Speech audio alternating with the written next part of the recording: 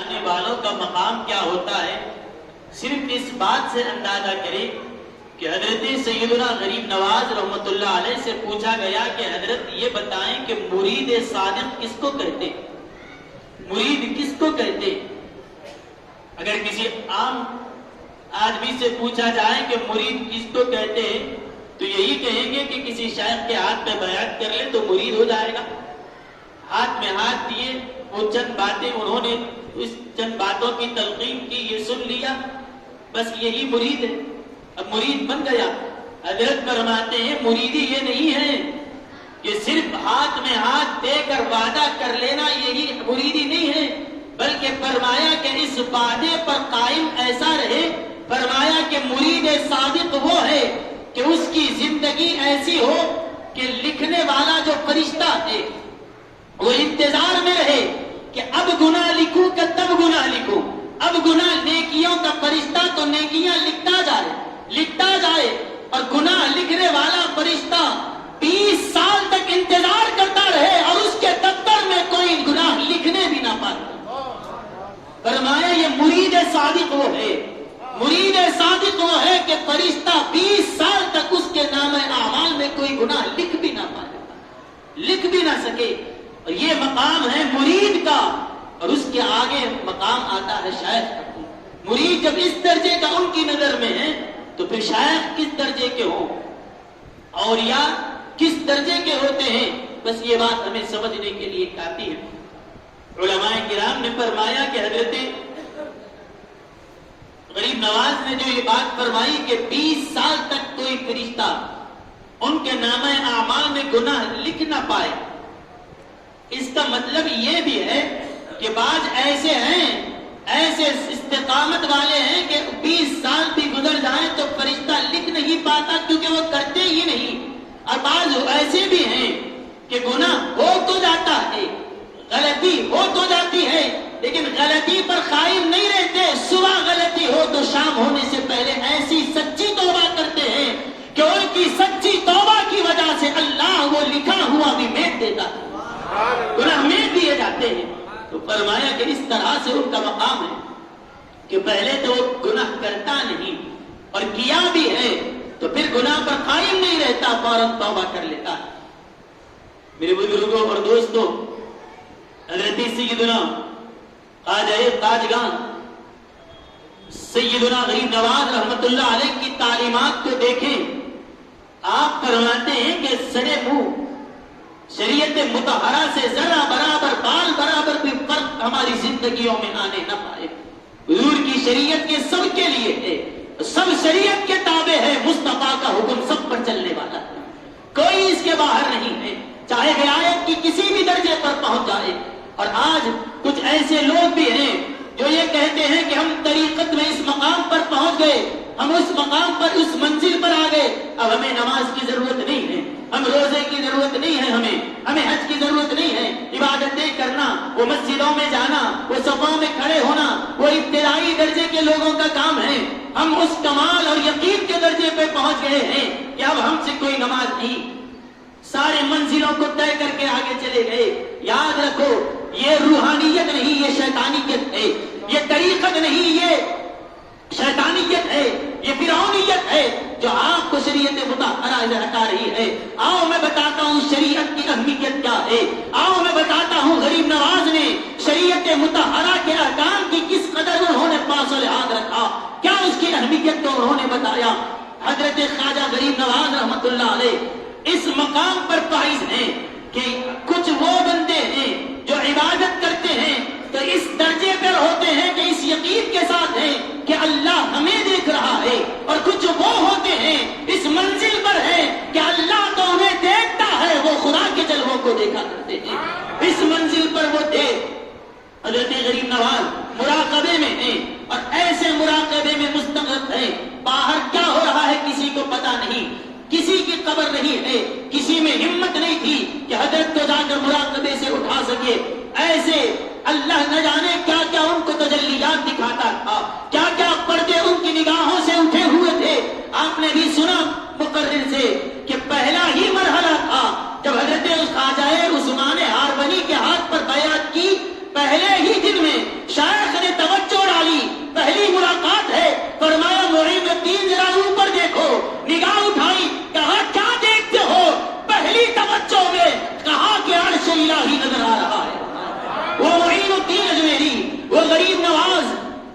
کہ اللہ ان کی نگاہوں سے ایسے پردوں کو اٹھا دیا، شیخ کی پہلی نگاہ نے وہ اثر کر دیا کہ ہے تو فرش پر اور جلوہ عرش کا دیکھ رہے، اس منزل پر ہیں، یہ پہلا درجہ ہے۔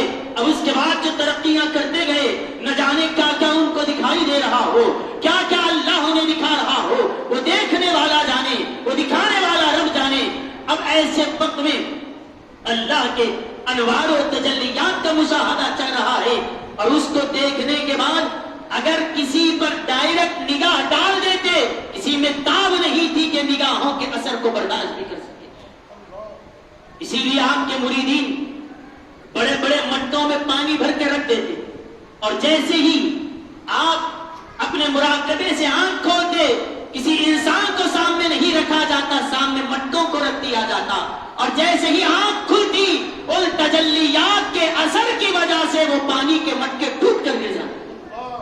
اس کے بعد ایسے استغراق کے عالم میں ہیں، لیکن حضرت نے اپنے خلفاء کو اس بات کی تاکید کی ہے کہ میں چاہے کتنی بھی محققیت کے عالم میں کیوں نہ ہو، جب نماز کا وقت آ جائے مجھے ہلا کر ادھر متوجہ کر لینا پڑتا ہے۔ اور لوگ آتے، آپ پر استغراق کا ایسا غلبہ ہوتا، اور یہ کوئی نئی چیز نہیں ہے کہ کیا تقریر میں یہ کیا بات کہی جا رہی ہے، یہ طریقت والے کیا کیا سناتے ہیں، اس کا شریعت سے دور دور تک تعلق نہیں ہے۔ آج کل نیا ذہن یہی باتیں کر رہا ہے، نہیں یہ نئی چیز نہیں ہے، یہ نیا اس لیے ہے کہ تم کو اس راہ کی گرد بھی نہیں لگی، روحانیت کی رے سے بھی واقف نہیں ہے، اسی لیے ایسی باتیں کرتے ہیں۔ لیکن جن کو اس راہ کا پتا ہے، اس کا جن کو مزہ ہے، وہ ضرور جانتے ہیں۔ پھر بھی میں ایک دلیل دیتا ہوا جاتا ہوں، آپ سب نے سنا ہے کہ اللہ کے رسول، صحیح بخاری شریف میں حدیث ہے کہ اللہ کے رسول صلی اللہ علیہ وسلم اعلان نبوت سے پہلے بھی غار حرا میں رہ کر اللہ کی عبادت کیا کرتے تھے، ایسی عبادت کرتے تھے، خدا کے ذکر میں، اللہ کی یاد میں ایسے مستغرق رہتے کہ ایک مرتبہ حضرت جبریل علیہ السلام آئے اور آ کر حضور کو اپنی طرف متوجہ کرنا چاہتے ہیں، حضور ان کی طرف توجہ نہیں کیے، وہ توجہ پھیرنا چاہتے تھے، حضور اللہ کے جمال اور اس کے تجلیات کے دیدار میں مستغرق ہیں، اور جبریل نے کیا ہمت ہے کہ اپنی طرف کھینچ سکے، جو خدا کو دیکھ رہا ہو۔ آپ نے غور کیا ہوگا کہ جو بچے موبائل کے عادی ہو گئے ہیں، ایسے موبائل میں ڈوبے ہوئے ہیں، ایسے گیم کھیلنے میں مستغرق ہیں کہ بازو کون آ رہا ہے پتہ نہیں ہے، باپ پکار رہا ہے، اس کی کانوں میں آواز سمجھ میں نہیں آتی، کون آیا کون گیا کسی کی خبر نہیں، چلتے چلتے گڑھے میں گر گیا تب تک ہوش نہیں ہے۔ تو ذرا سوچنے کی بات ہے، ایک چھوٹے سے موبائل ڈیوائس نے آپ کو اپنی طرف ایسا کھینچ لیا ہے کہ پوری دنیا سے بیگانے ہو گئے۔ جب دنیا کا کھیل کود تمہیں ایسا مستغرق کرتا ہے تو جس کی نگاہوں کے سامنے خدا کے جلوے ہو وہ پوری دنیا سے بیدار کیوں نہیں ہو سکتا ہے، ساری دنیا سے وہ کٹ جاتا ہے۔ ایسے ہی حضرت غریب نواز اللہ کے حبیب علیہ السلام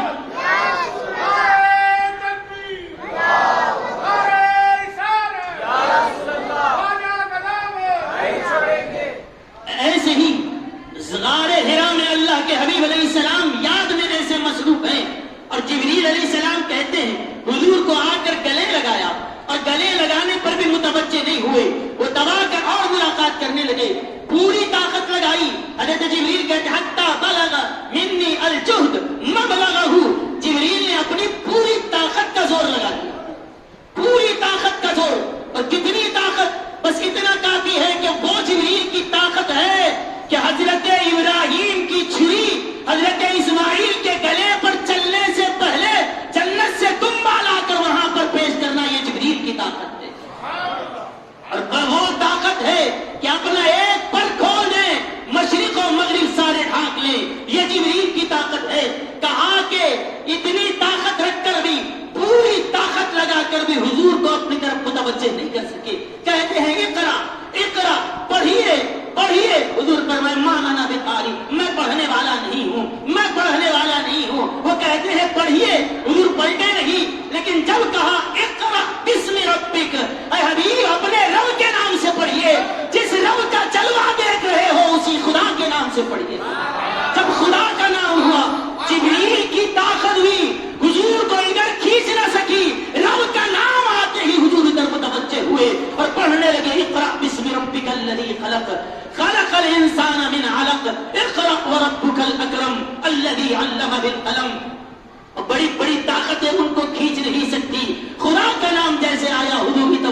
متوجہ ہوئے، ایسے ہی یہی فیضان خلوت نشینی کا سرکار غریب نواز کو ملا، مہدیت میں ایسے بیٹھ جاتے، ہمت نہیں ہوتی کہ ادھر متوجہ بھی کر سکے، لیکن جب اذان ہوتی، نماز کا وقت آتا، خلفاء آ کر حضرت کو جھنجھوڑ کر کہتے حضرت نماز کا وقت آ چکا، الصلاۃ الصلاۃ کہتے، حضرت یہ نہیں کہتے جاؤ میں اس مقام سے آگے بڑھ گیا، تم نمازیں پڑھو میں دیدار کر رہا ہوں، ارے تو اللہ کے آگے میں کیا جھکوں جو جس کا جلوہ میری نگاہوں کے سامنے ہے۔ ایسی تعلیم آپ نے نہیں دی، بلکہ فوراً متوجہ ہوئے اور آتے مسجد کی طرف اور کہتے کہ واہ شریعت محمدیہ کہاں تھا، کہاں لا کر کھڑا کر دیا۔ اگر کوئی سلسلوں کا نام لے کر مسجدوں سے دور کرے، اگر کوئی طریقت کا نام لے کر نماز سے دور کرتا ہے، یاد رکھو وہ طریقت نہیں، وہ شیطانیت ہے۔ کوئی کچھ بھی ہو ہندوستان میں، غریب نواز سے بڑھ کر تو روحانیت والا نہیں ہو سکتا۔ انہوں نے اس چیز کو کر کے بتایا، کیا انداز عبادت ہے، کتنا پڑھتے ہیں، ہر روز ہر دن مکمل ایک قرآن کی تلاوت کر رہے ہیں، مکمل ایک قرآن کی تلاوت ہو رہی ہے، رات میں ایک قرآن، دن میں ایک قرآن، رات میں ایک قرآن، دن میں ایک قرآن، قرآن کی تلاوت ہو رہی ہے۔ پھر کیا ہوا؟ پڑھتے آپ بھی ہیں، پڑھتے ہم بھی ہیں، ہمارا پڑھنا بھی ہے اور ان کا پڑھنا بھی ہے، اور پڑھنا ایسے ہے کہ جب بھی پڑھتے پڑھے من الجنت والناس پر پہنچے، کہا والناس کہا، غیر سے آواز آتی معین الدین ہم نے تمہارے ختم قرآن کو قبول کر لیا، قبول کر لیا ہے۔ ہم بھی عبادت کرتے ہیں، ہماری عبادت اللہ قبول کرے اس کا کرم ہے، رد کر دے اس کی مرضی ہے۔ نماز پڑھیں قبول کرے اس کا کرم ہے، رد کرے کوئی پوچھ نہیں سکتا، لیکن قبول ہوا ہے یا نہیں ہوا ہمیں پتا نہیں چلتا۔ کب تک؟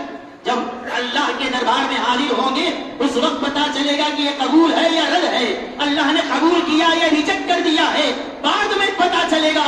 سب وہ ہیں ان کی قبولیت ادھار رکھی جاتی ہے، اور خدا کے پیارے وہ ہوتے ہیں ان کا اعلان ادھار نہیں، اللہ نقد دے دیتا ہے۔ فرمایا ادھر ختم ہوا، فرمایا یہاں ختم ہوا، وہاں قبول بھی ہو گیا۔ یہ ہے قبولیت اللہ کے دربار میں اور مصطفیٰ کے دربار میں۔ کیا آل 6 رجب کی جب تاریخ آئی، اس وقت کے اکابر اولیاء اللہ ہیں، صوفیاء کرام ہیں، علماء اعلام ہیں، سبوں نے دیکھا کہ اللہ کے رسول صلی اللہ علیہ وسلم تشریف لا رہے ہیں، مصطفیٰ علیہ السلام کی سواری آ رہی ہے۔ سبوں نے دیکھا حضور ہمارے علاقے میں آ رہے ہیں، یہاں ہمارے ملک کی طرف آ رہے ہیں۔ سبوں نے کہا حضور یہاں تشریف لاتے ہیں، بات کیا ہے، کیا وجہ ہے کہ آپ خود یہاں تشریف لا رہے ہیں؟ اللہ کے حبیب علیہ السلام نے فرمایا آج معین الدین کے استقبال کے لیے اس کا رسول خود آیا ہے، حضرت کی روح مبارک نکالی جا رہی ہے۔ سب یہی چاہتے ہیں، ہر مسلمان سے پوچھو تمنا کیا ہے، وہ یہی کہے گا تمنا یہ ہے کہ دنیا سے جاؤں تو آخری وقت لا الہ الا اللہ محمد الرسول اللہ زبان پہ ہو، کلمہ طیبہ پڑھتا ہوا جاؤں، خاتمہ بالخیر ہو۔ یہ ہر ایک کی تمنا ہے، یہ ہر ایک تمنا کرتا ہے کہ مصطفیٰ کا نام زبان پہ آئے۔ غریب نواز وہ ہے، نام مصطفیٰ کا زبان پر ہے، آنکھوں میں جلوہ مصطفیٰ کا ہے، جس نبی کا کلمہ پڑھ رہے ہیں ان کا دیدار بھی کرتے جا رہے ہیں۔ کہ حضور علیہ السلام کی ایسی عنایتیں ہیں کہ اللہ کے حبیب علیہ السلام کی بارگاہ میں حاضر ہوئے، سب زائرین جاتے ہیں مدینہ منورہ، سب سلام پیش کرتے ہیں، لیکن ہمارا یقین ہے کہ ہمارا سلام رد نہیں کیا جاتا، مصطفیٰ جواب دیتے ہیں، جواب ملتا ہے۔ ہاں یہ الگ بات ہے، ہمارے کانوں میں وہ طاقت نہیں کہ اس آواز کو سن سکے، لیکن جواب تو دیا جاتا ہے۔ لیکن میرے بزرگوں اور دوستوں، سلام کرنا ہمارا بھی ہے، سلام عرض کرنا ان کا بھی ہے۔ ہم سلام کرتے ہیں، جواب آتا ہے، لیکن یہ سلام کرتے ہیں، جواب خود بھی سنتے ہیں، ان کے صدقے میں مصطفیٰ کی آواز قرآن بھی سن لیا کرتے ہیں۔ کہا کہ حضور نے سلام پیش کیا، جواب آیا وعلیک السلام یا قطب مشارق البر والبحر، اے بر و بحر کے خود مشائخ کے قطب، کہ تم کو خطبیت صرف زمین پر نہیں، زمین پر بھی تمہارا راج چلے گا، سمندروں پر بھی تمہارا راج چلے گا، تمہارا بارگاہ میں رہے. ایک مرتبہ خبر اطہر سے آواز آ رہی ہے معین الدین کو ہمارے دربار میں پیش کیا جا رہا ہے, معین الدین کو بلایا جا رہا ہے. جو قادم تھے انہوں نے زائرین سے پوچھا کہ یہاں معین الدین نام کے کون ہیں؟ ایک سے زائد لوگ کھڑے ہوئے کہ میرا بھی نام معین الدین ہے, ان کا بھی نام معین الدین, ان کا بھی نام معین الدین. کئی لوگ معین الدین نام کے تھے. اب یہ بات یہ ہوئی کہ حضور نے بلایا کس کو ہے؟ معین الدین تو کئی ہیں. پھر گئے عرض کیا حضور یہاں معین الدین نام کے کئی لوگ ہیں, آپ کس معین الدین کو بلاتے ہیں؟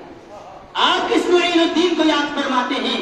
حضور کے بارگاہ سے پھر آواز آتی ہے معین الدین حسن کو بلایا. جب جا کر کہا گیا کہ معین الدین حسن کون ہیں؟ کہا کہ معین الدین تو بہت تھے, معین الدین حسن صرف ایک ہی تھا, ایک ہی تھے. جب آپ کی طرف متوجہ ہوئے کہا کہ اللہ کے رسول کی بارگاہ میں کیا منہ لے کر جاؤں, کس طرح سے جاؤں؟ حضور نے مجھے یاد کیا, اس غلام کو آخر نے یاد کیا ہے کہ وہ آج مجھے نام لے کر بلا رہے ہیں. قدم اٹھائے نہیں اٹھتے, روتے روتے کانپتے ہوئے کہہ رہے ہیں کہ مصطفیٰ نے مجھے یاد کیا ہے, اللہ کے رسول نے مجھے یاد کیا ہے. روتے روتے حاضر ہوئے اور بارگاہ اقدس میں حاضر ہوتے ہیں. اللہ کے حبیب علیہ السلام نے فرمایا معین الدین, یہ معین الدین نام کے معین نہیں, یہ کام کے بھی معین ہے. معین کے معنی مدد کرنے والا اور معین الدین کے معنی دین کی مدد کرنے والا ہے. مصطفیٰ نے معین الدین کو چن کر فرمایا تم میرے دین کے معین ہو, دین کی مدد کرنے والے ہو. چاہو ہندوستان تمہیں جانا ہے, وہاں کفر پھیلا ہوا ہے, وہاں جا کر لوگوں کو میرا کلمہ پڑھاؤ, میرے دین کی تبلیغ کرو. چنانچہ اللہ کے حبیب علیہ السلام کے حکم سے آئے.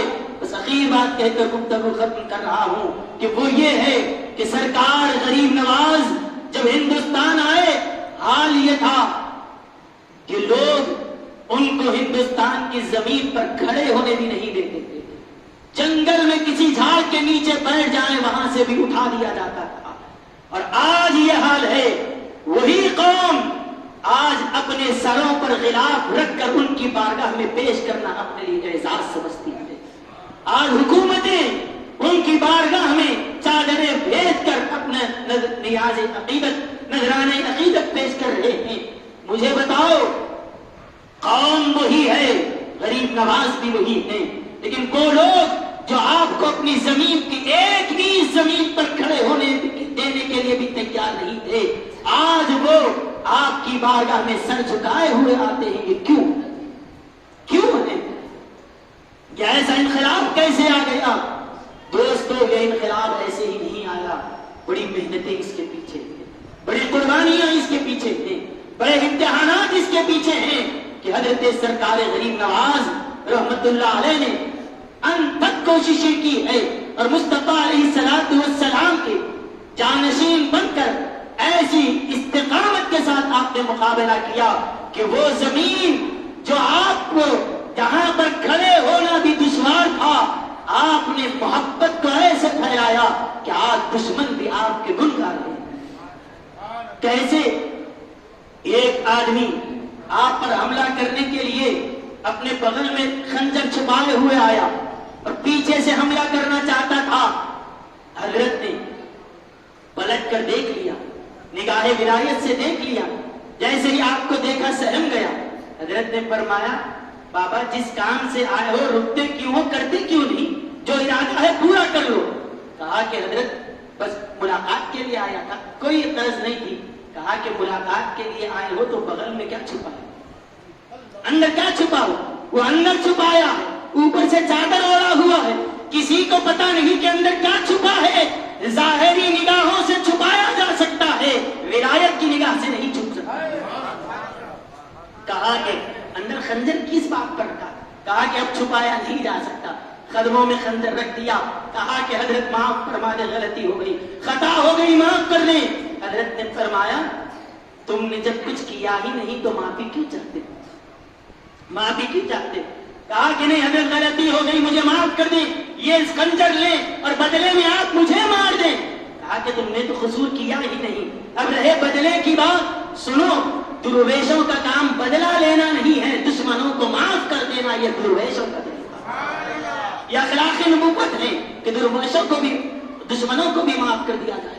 اس کے بعد ایسا متاثر ہوا، آیا تھا دشمن بن کر لیکن آنے کے بعد وہ آپ کا پکا مرید بن گیا، آیا تھا کفر کو لے کر، آیا تھا عداوت کو لے کر، نگاہ ڈالی تو محبت کو رکھ دیا، کفر کو نکالا ایمان کو بٹھایا اور ایسے دیندار بنایا، ایسے دیندار بنایا کہ زندگی میں 35 مرتبہ اس نے کعبے کا حج کیا، 35 مرتبہ حج کیا، اور جب اخیر وقت جب حج کیا ہے تو مکہ مکرمہ ہی میں موت آئی، اور آج بھی وہ مکہ مکرمہ میں آرام کر رہے ہیں۔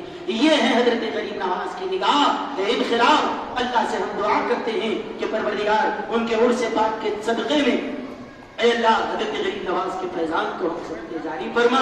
یہاں پر جتنے احباب ہیں، فیضان چشتیہ کے جتنے اراکین اور اس کے سرپرست اعلیٰ مولانا حضرت خطیب اہل سنت مولانا مہتاب چشتی صاحب دامت برکاتہ العالیہ کی کاوشوں کو پروردگار ثمرآور بنائیں، ان کے سائے عاقبت کو دراز رکھیں۔ صلی اللہ تعالی وسلم علی خیر خلقہ سیدنا محمد وعلی آلہ وصحبہ اجمعین والحمد للہ رب العالمین۔